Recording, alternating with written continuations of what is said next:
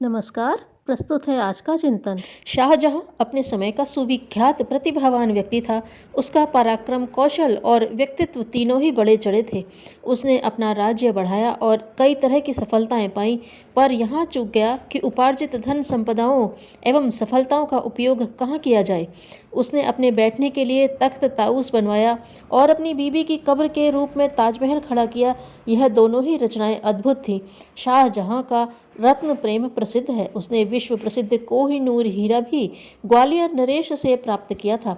मोर की आकृति का एक बहुमूल्य सिंहासन भी उसने अपने बैठने के लिए बनवाया था, जिसका नाम तख्त ताउस था। उसकी लागत उस समय के 12 करोड़ रुपया थी।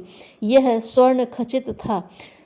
बहुमूल्य रत्नों से वह जड़ा था। पन्ना के बने 5 खंभे उसमें थे। शाहजहां के बाद वह औरंगजेब के पास और अंत में मोहम्मद शाह के कब्जे में रहा। ईरान के बादशाह नादिर शाह ने काबुल जीत लेने के बाद भारत पर चढ़ाई कर दी और मोहम्मद शाह को परास्त कर दिया। जो विपुल संपत्ति नादिर शाह ने लूटी, उसमें तख्त ताउस भी शामिल था।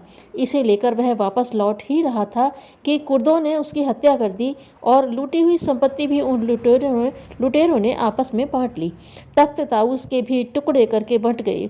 बहुत समय बाद नादिर शाह के वंशजों ने लुटेरों को पकड़ा और लूटी हुई संपत्ति उगलवा ली, जिसमें तख्त ताउस के टुकड़े भी शामिल थे। उन्हें जोड़ मोड़ कर फिर लगभग पहले जैसा ही उसे बना लिया गया, यद्यपि बहुत से बहुमूल्य रत्न उसमें से गायब हो चुके थे।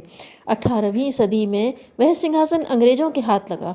उसे पूर्ण गोपनीयता के साथ लंका के त्रिकोमाली बंदरगाह से जलयान पर चढ़ाकर इंग्लैंड रवाना किया गया। वह जहाज सही सलामत इंग्लैंड नहीं पहुंच सका। 4 अगस्त 1782 को पूर्वी अफ्रीका के समुद्र में चट्टानों से टकराकर वह डूब गया। वह उन दिनों 20 करोड़ रुपया कीमत का आंका गया सिंहासन था। इसके बाद समुद्र तल से उसे निकालने के लिए अनेक प्रयत्न किए जाते रहे।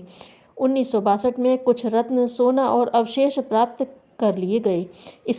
इससे यह अनुमान तो लग गया कि वह किस क्षेत्र में डूबा पड़ा है, पर तब से अनेक प्रयत्न करने पर भी उसका पूरा पता कहीं भी नहीं चला। वह रत्न राशि अभी भी कहीं अज्ञात स्थान में डूबी पड़ी है। डूबा हुआ तख्त ताउस अपनी मौन भाषा में अभी भी प्रतिभाशाली व्यक्तियों को एक संदेश देता है कि आप लोग बड़े समझे जाते और समर्थ होते हुए भी इतनी अदूरदर्शिता का परिचय क्यों देते हैं, जिसमें प्रतिभा, कला और संपदा का मात्र दुरुपयोग ही बन पड़ता है।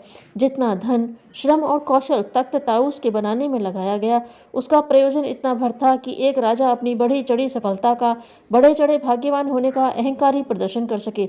यह क्यों भुला दिया गया कि इस उद्धत अहंकार की पूर्ति में जितना श्रम लगाया गया था, उतने से सार्वजनिक प्रगति के अनेक उपयोगी कार्य चल सकते थे और उससे पीड़ा और पतन के निवारण में, जनजीवन के परिष्कार में भारी मदद मिल सकती थी। उद्धत अहंकारी प्रदर्शन ने अनेकों के मस्तिष्क लालच से खराब कर दिए। उसे झपटने के लिए कितनों ने आक्रमण किए और कितनों को अपना विनाश देखना पड़ा।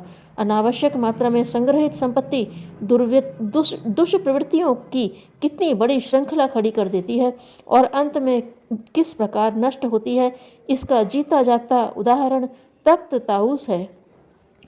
अहंकार से उतना ही सावधान रहो जितना एक पागल कुत्ते से। धन्यवाद।